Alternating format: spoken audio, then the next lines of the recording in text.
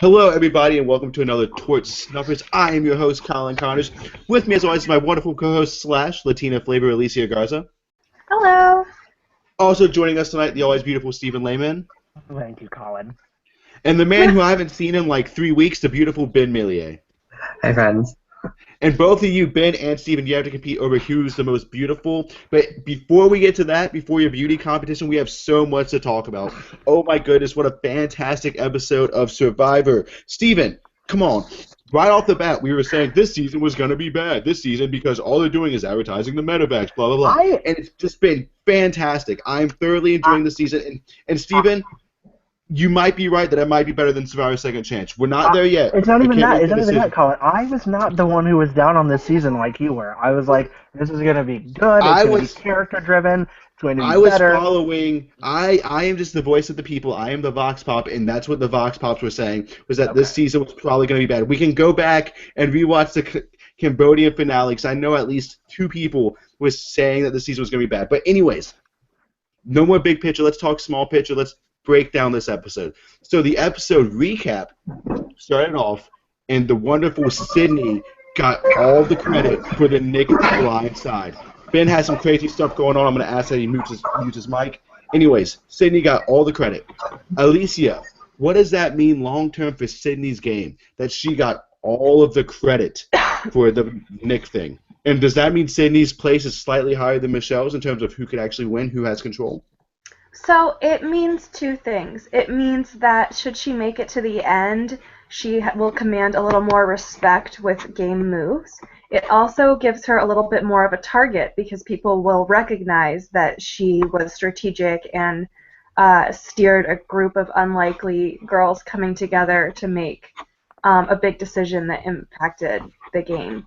So, it's kind of one of those double-edged sword things, and I'm really hoping that it's more positive than negative for Sydney, because I love Sydney, but only time will tell. I mean, that's a fair point. I don't know. I see it as a very good thing. Stephen, what's your interpretation on Sydney getting the credit of the Nick's blind side? I think I was more surprised that it was all just literally the entirety of the recap. Sydney did this. Sydney did that. Sydney. I was like, whoa, damn, she was literally the entire recap. It was like, oh yeah, and Jason and Scott are douches. Yeah. And if you'll remember from last week, Elise was talking about how we haven't seen much of Sydney confessional-wise, and yet she's still this strong player that seems like she could be a winner contender. And so I think that this is their way of kind of giving her some airtime in a positive, easy to watch and show the viewers way. I actually watched a secret scene last week that was just showing a confessional, and Elise really hit it on the head because Sydney was kind of, just talking and, just kind of telling her side of things and rambling, much like I'm doing now, but there were no real sound bites. And so I think that Survivor has a really hard time giving her airtime with her confessionals because she doesn't have that magnetic boom. I'm the king of the island, or blah blah blah. Exactly, and you're right. And I like that theory. I like that theory a lot. And maybe some of the Edgix and power rankings will actually put Sydney ahead of Michelle for the first time in a while. But anyways, we have some more to talk about. So they get back to camp, and Ben, this was one of the things I thought that was funny. Everyone is kind of afraid of Jason and Scott. Jason asked Ty, who did you vote for? And Ty was like, Debbie. And Jason and Scott were like, all right. Can you believe that there was so little follow-up for that no one cared? Do you think they were just so mad at other stuff they didn't realize it? What was going on with that? I thought that was hilarious. I just think it went in such a different direction that would have taken away from the narrative this episode, which was Scott and Jason turned Ty into a douchebag. So that's the narrative. But don't you think it's funny that Jason didn't even question the thing? It was just like, oh, whatever. I think that shows a little bit about almost Jason's naivety, that he thinks that, he didn't think that realism to the fact that, you don't got nothing else. Well, who actually voted for Debbie? Was it Joe last week that was left out of? No, it couldn't have been. Who voted for Debbie? I don't think anybody voted for Debbie. Oh. Yeah, I think it was Scott. Oh, no. Might have been. Nick voted for Debbie. Yeah. Oh. Okay, well, there you go. But even then, I thought that was hilarious, though, how easy Ty was able to play it off. But like you said, Ben, that kind of shows just how boned Scott and Jason are. But I thought they were a little bit more perceptive. However, here's a little tangent, and we're about to get to the big meat of tonight's episode. Clearly, Jason and Scott are not that perceptive.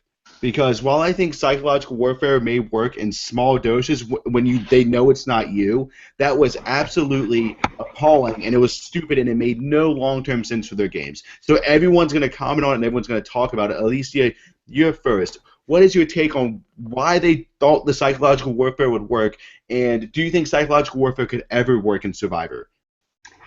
My take on it is that they thought maybe since we can't, join them, maybe we can beat them if we get to the end and we're just seen as these huge dicks that ruin everything. So they'll be so angry and Alicia, assume everyone else is so angry.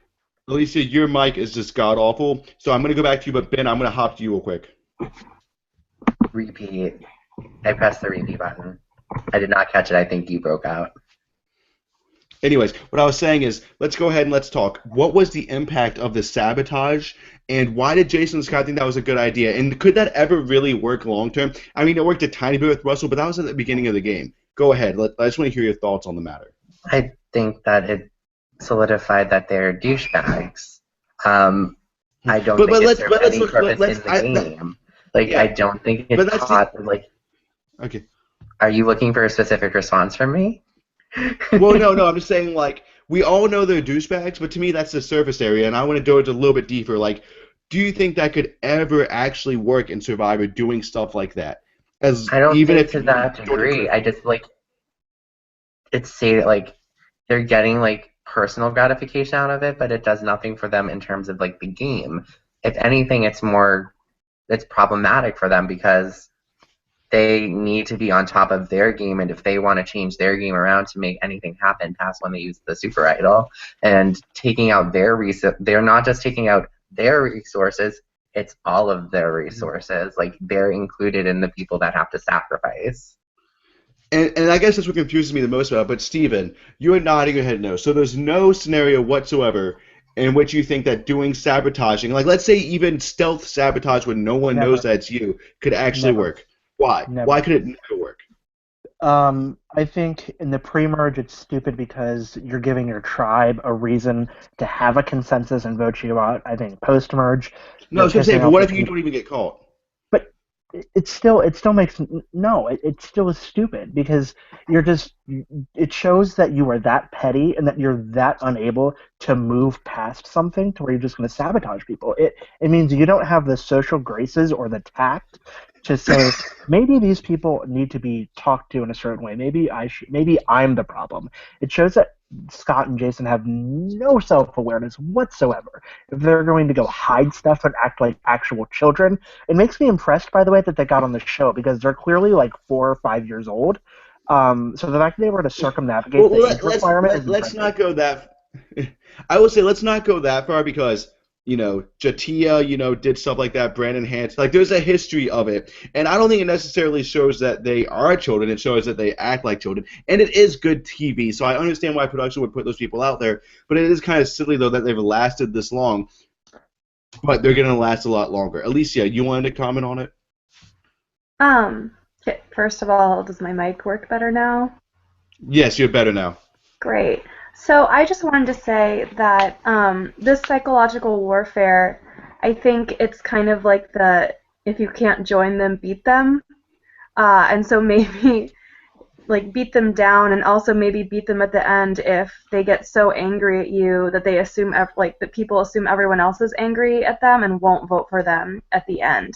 And so maybe they're trying to get dragged to the end so they can then present their case and hope that there's not a spiteful jury.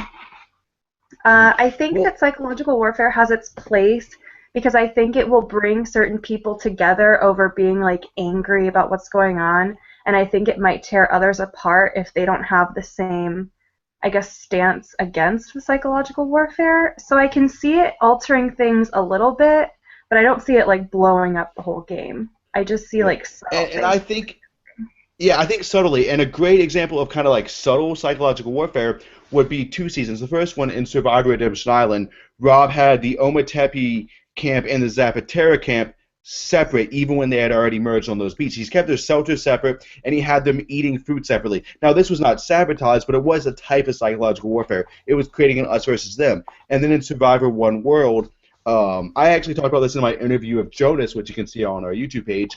Jonas would say, hey, let me take your boat out, and I'll get you fish, and I'll give you half of them. The boys get the half, and they wouldn't do it. The guys and the girls refused to share items, and Kim was able to use that to her advantage. So I think non-petty psychological warfare makes sense. I think creating an us versus them attitude kind of makes sense.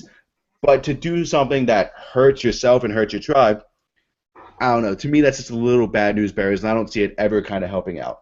So, real quick, something I want to mention was that there was a quick moment where Scott said to Joe, you betrayed us, and then Joe was like, oh, I didn't betray you. In a secret scene, it was revealed that Joe was actually really close with Scott and Jason, and that Scott and Jason actually kind of trusted Joe a little bit. So that's why there was that little aside, and that's just a fun little tidbit. Oh, Okay. yeah, I was really confused by that, because Joe was like, what are you talking about? And I was like, what are you talking about? Joe had made a little bit of an inroads with Scott and Jason, which Joe's got a little bit of a head on his shoulder, but they're not showing it, so who knows. So let's go ahead. Let's fast forward to the reward challenge. Ben, real quick, don't you think it's a little weird they had Chinese food? I mean, I understand the pizza. You are asking the wrong person if you're looking for a subtle response. No, go ahead. Go ahead. I don't want a subtle response because something about that I thought was kind of funny and weird. That's just like seriously like we're in Asia. Let's get you Asian food. That was such cultural appropriation. Yeah, that was You're bad. in Cambodia, who has well-known food. You are assigned to other countries that have very much well-known food. Authentic Thai food is the most amazing thing you could ever put in your mouth, and you go for Chinese food. You had to import that effing Chinese food. There is no Chinese food in Cambodia.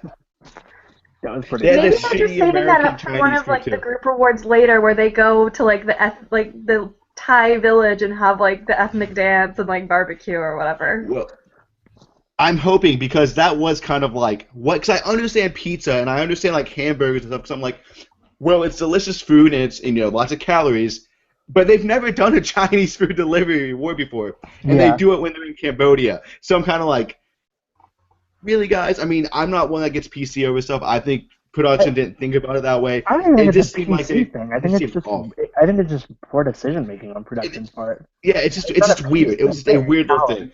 And here I am. I didn't even think about it. I was just like, oh, Chinese food. I don't really like it. I wouldn't really want to win that reward. I was more just like, I just thought it was a really, really poorly thought out, if at all thought out. Yeah, exactly. I think it was poorly thought out. I don't think they did that. And also, I wouldn't care at all if they had done Chinese food a lot, like how they do pizza a lot. Mm-hmm. But it was just like the very first time they ever do Chinese food is in Cambodia. Anyways, speaking of poor decision making, Alicia, Julia flat out was like, all right, I'm going with the guys.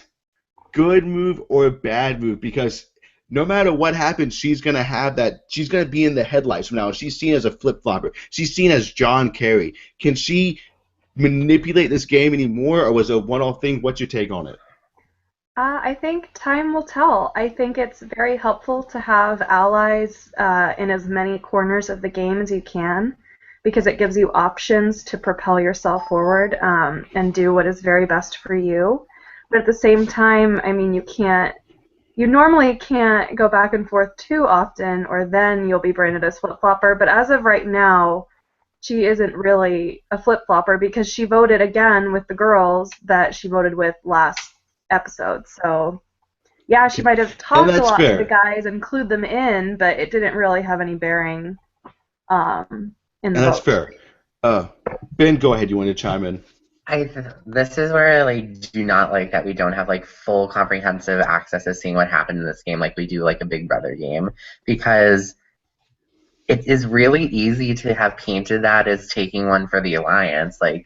She could have easily been able to say to the Alliance, I didn't want our Alliance getting mixed up with them and have part of them going to a reward, the normal reward, we're going to go on to the other side and have that strategy talk. She literally could have just said, I didn't want that happening. I wanted us to not have to talk at all, so I took one for the team.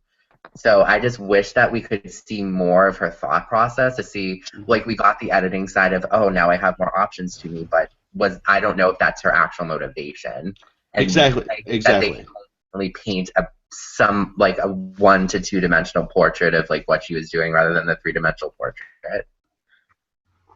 And that's very fair. I will say though, it was interesting to me how production Jeffs came in and said, "Do you want to divide up into the groups?" Now, obviously, he did that because I think he thought he could create some drama. So my question on that is, should production actually do stuff like that to create artificial drama? Because I think Probst hoped that whoever that girl was that would go with the 4 would create some sort of drama. Or am I projecting? What do you think is going on, Stephen? What do you think? And should production do stuff like that to try to change things up, like in a reward challenge?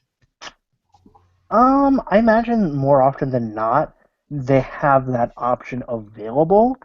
I don't think it's something we see particularly often, but I think that's one of those things where they have the option available, but generally they just default to like schoolyard pick, random draw. But I think in this instance, they took that option because there was such tension there in the tribe.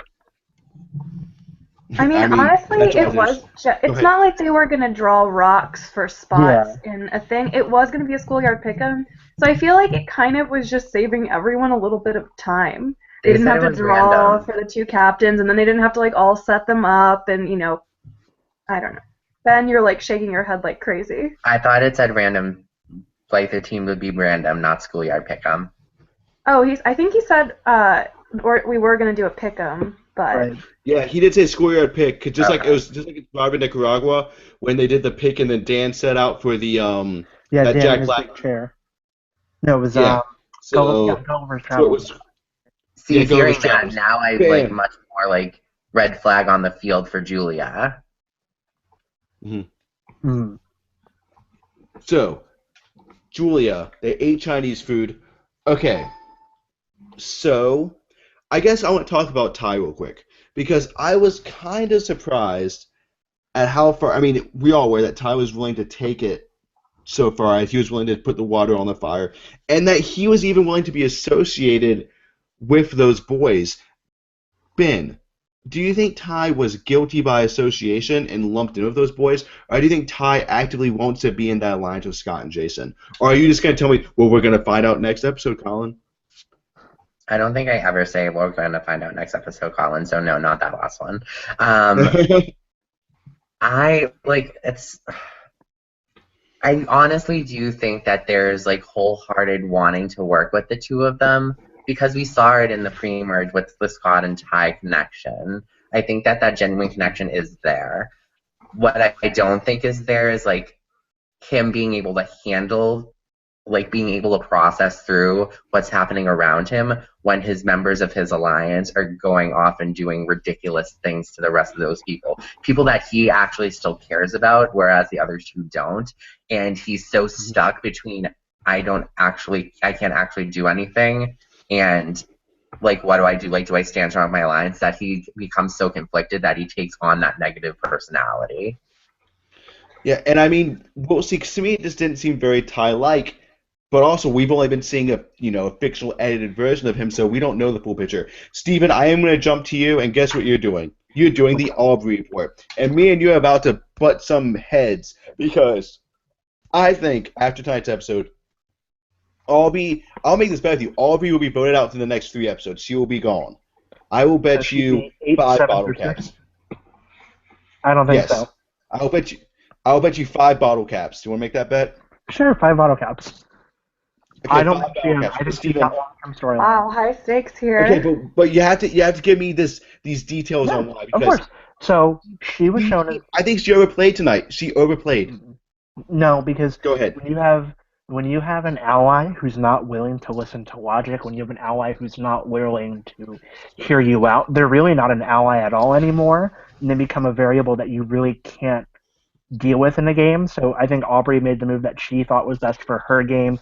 And in the end, it also solidified her ties with Sydney and Michelle and Joe. I think on top of that, with Scott and Jason pulling the idol crap at Tribal Council, Julia may not be as in their pocket as everyone thinks. And on top of that, Aubrey was the one who was shown to have the foresight to realize Julia's not with us. Julia's being just an absolute rat. But that's if Um, Julia actually wasn't, though, which Ben just explained that she could have been with him the whole time, and it's right, but edited but that but I'm way. saying the fact that we had Aubrey give that explanation, I think bodes well for her longevity. I don't necessarily think she wins. I think that she does have long-term legs for a storyline because the whole story of this season, as Probe said at Tribal, is about never giving up. And we've had it with her anxiety attack round one. We've had it with her having to learn how to sort of be a badass and cut allies that she doesn't necessarily want to cut. And I feel like Aubrey's really getting this growth story. And I Okay. think, Now, yeah. Ben and Alicia, do either of y'all think that Aubrey overplayed tonight and made the wrong move Um, in that's a voting out good Debbie? question. I Ben, do. take it away. Yes, go ahead, Ben.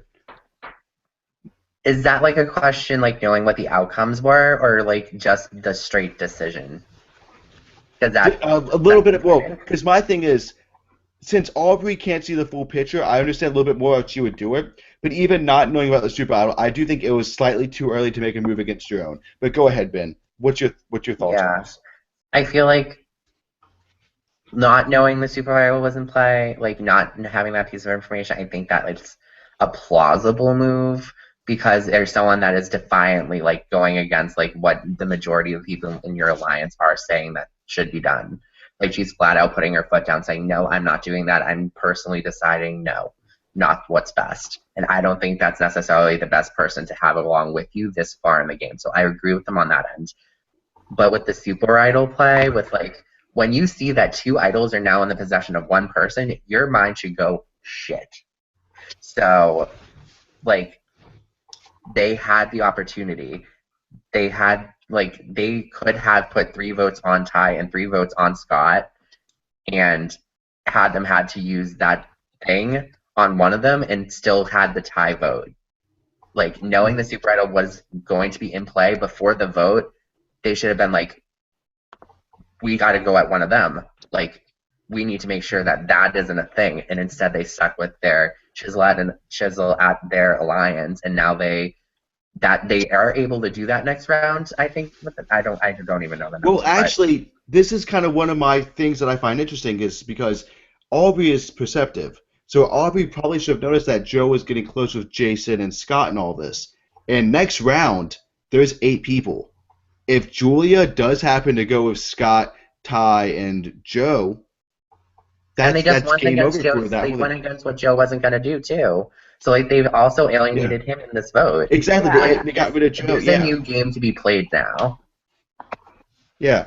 Well, that's what I'm saying. And because I think Scott, I don't think Scott, Jason, or Ty are going to win, but I think they're in fantastic positions for the next couple episodes because they can sit on the Super Idol. And Joe's kind of a wild card now. And those girls, I think the girls are going to combust on themselves. I think Julia is a little bit of a wild card, so who really knows? I have to think that Aubrey did overplay, personally. I know Steven disagrees. Alicia, did you want to comment on this? Um, yeah, I guess after everything has been presented and thinking about how Joe was alienated, it was the right move for eventually. It might not have been the right move for tonight, but again, to reiterate what Stephen was saying, once an ally becomes a liability, it's really difficult to spend a lot of your time sitting there making sure they're doing exactly what they're supposed to be doing, making sure they're not going off and doing crazy shit that you can't control that's going to like ruin everything. And so it becomes a lot of like your own effort and time and stress just like making sure they're even still going to be with you and be on the same page. Well, it's one of those things where I feel like, though, normally I'm actually very big on getting rid of wild cards and people that play the middle. But because Debbie and Aubrey have voted together so many times before that, I feel like there would be a level of mutual respect, and there's something you can kind of work with that person. And yes, you have to babysit a little bit, but you only have to babysit for 1 or 2 more rounds, and then you can, stab him in the back. I just think it was a little bit too early.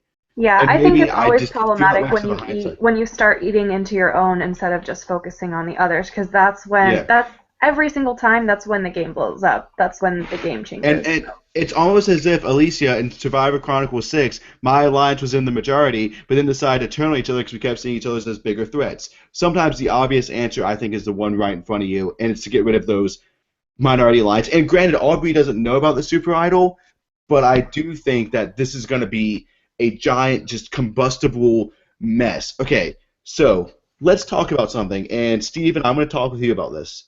There has been a lot of Michelle hype in the past kind of 3 weeks, and I know me and you both agree with that. But is Michelle playing a winning game right now? Because she's not getting much of an edit, she's not getting much of the focus, and what did she really do tonight besides agree with Aubrey to vote out Debbie? I think Michelle is playing a really good low-key game. She's not pissing anyone off. I think editing-wise, it's a little harder to make her a bit of a standout because you have so many bigger characters, and like it's already been said, she doesn't necessarily give the most vibrant confessionals. So I think with Michelle, they're showing what they can of her without overexposing her, making her this caricature. So I think if you're basing it on editing, she has a good shot. Gameplay, she has a good shot. I think if you're basing it on like what the actual like game is going on right now, not as much. But I think if you're taking all those factors into consideration, I think she's still got a pretty good case. I mean, she's one of the two people that I forget is out there. To be honest, I forget she's there, and I forget Alicia, she's there. you're just a dirty casual. I did want to throw out a really quick note. So there have been times in Survivor history, like let's say like with Malcolm and Reynolds and Eddie, where they've had the multiple idols. I think for all future alliances, when let's say there's 3 people but only 2 idols, I love the idea of rock, paper, scissoring to determine who the idol gets played on. So that way, not even the people in that little 3 know, so that actually adds a true level of chaos to it. Ben, did you shake your head no? Because I think that's a cute way to figure it out if you're 3 people and only 2 idols, because it truly leaves it up to chance, so no one could leak any information.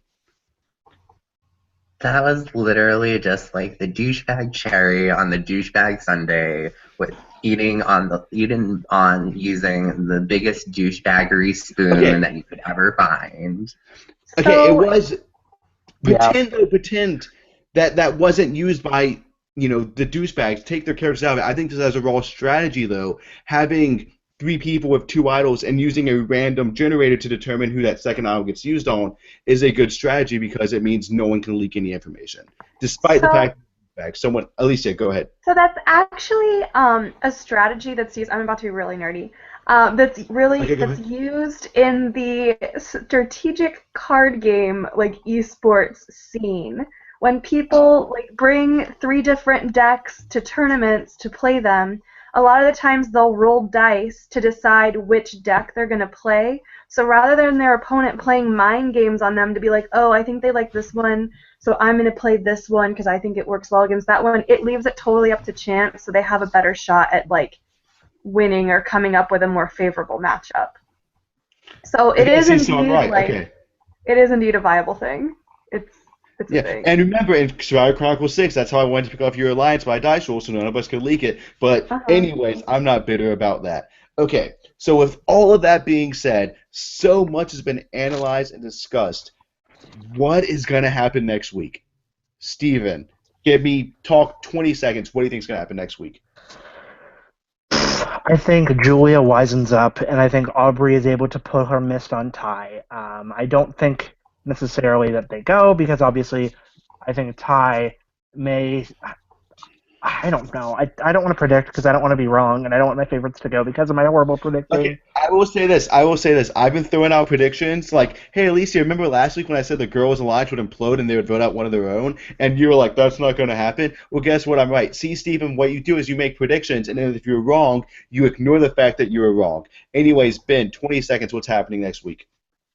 Ty has the super idol. He can skip away without doing a damn thing to the other 2. Right, exactly. So, like, if Aubrey's able to be as good as she can be, I see him seeing one of the douches out. Deuces to the douches. I think that's a little fan fiction-y. Alicia, what do you think? I don't know. I just hope that Ty comes back to the light side, or at least, like, even if he's working with Jason and Scott, which I honestly see as a better move for him now that they've given him the idol, because if he just takes it and goes, no one in that entire camp is ever going to trust him again. So he can't turn his back on those 2 at this time. However, I think he can be with them but not acting like them, and that is what I'm hoping starts to happen. And I mean, I think a super rival gets played, and I think it's bye-bye Sydney or Aubrey. I think that's one of the two things. However, right afterwards is the Deuce Massacre where Jason and Scott go back to back. Back apocalypse. That's what I think is going to happen. Okay, so before I wrap things up, before I put everything up in a tight little super idol-covered box, does anyone have any final thoughts or last words they wish to preach for tonight? So I'm just wondering, like, how Neil and Nick are reacting to knowing that Debbie is going to be the one joining them in Ponderosa.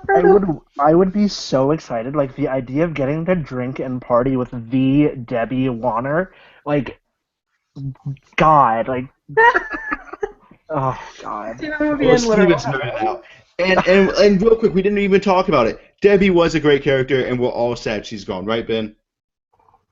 For sure. For sure. She was All getting right. to be a bit much, and so I'm okay with the fact that she's gone. She gave us so much joy and She's strange gonna job titles. be on another season, let's be real. Right. Let's be real, she's not gone we might forever. be seeing her. We might be seeing her on Sooner season than 34. later. Wink, wink. And the only reason we're not dissecting season 34 is I know Steven and Ben and Alicia, you'll all not stop talking about it for 20 minutes. So we're going to talk about season 34 as we get closer to that period, but we will. So with all of that being said, I want to thank Steven, Ben, and my wonderful host Alicia Garza for coming in. I want to thank the one viewer that has actually stayed with the stream the whole time. I know there's plenty of other viewers that will check us in the morning. All of this stuff gets posted later. And I want to thank just everyone else. All right, and this has been a wonderful season of Survivor. Good night.